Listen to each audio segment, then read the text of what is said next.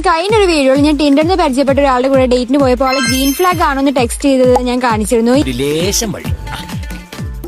ഇനി ഞാൻ ആളുടെ ബോയ് ഫ്രണ്ട് ടെസ്റ്റുകൾ കുറച്ച് നടത്തുകയാണ്. ഫീഡിങ് ടെസ്റ്റ് ആണ്. ആൻഡ് ഓഫ് കോഴ്സ് ആളുടെ കൈ കൊണ്ട് തന്നെയാണ് എന്നെ ഫീഡ് ചെയ്തത്.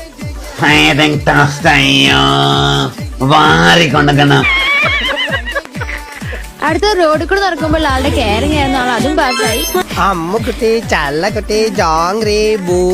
ആൻഡ് അത് എന്റെ ഈഗോ ടെസ്റ്റ് ആണ്. Of course he's a man with zero ego. അടുത്ത ടെസ്റ്റ് എന്ന് പറഞ്ഞാൽ ഞാൻ എത്ര നേരം ആളെന്റെ കൈ വിട്ടിരിക്കുന്നതാണ് ആ ടെസ്റ്റിന്റെ പേര്.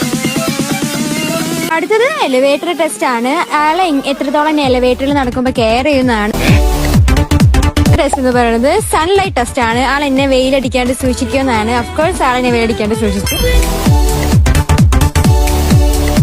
അടുത്തത് വിൻഡ് ടെസ്റ്റ് ആണ്. ആൾ എന്റെ ഹെയർ ഫ്ലൈ ചെയ്യുന്നത് നോട്ടീസ് ചെയ്യണമായിരുന്നു. അഫ്കോഴ്സ് ആൾ നോട്ടീസ് ചെയ്തിട്ട് അത് നല്ല ഒതുക്കി വെച്ചു.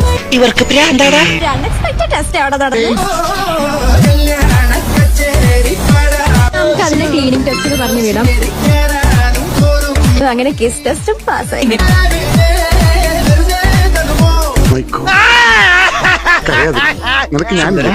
ഈ ടെസ്റ്റുകളൊക്കെ കഴിഞ്ഞപ്പോ എനിക്കൊരു കാര്യം മനസ്സിലായി. He's A boy friend material. ആള് ബോയ് ഫ്രണ്ട് ആക്കാൻ വേണ്ടി എല്ലാ ടെസ്റ്റും പാസ്സായി. സൂര്യൻ അസ്തമിക്കുന്നതിന് മുന്നേ ഞാൻ ലോകം കണ്ട വലിയ മൊണ്ണയെ കണ്ടെത്തി.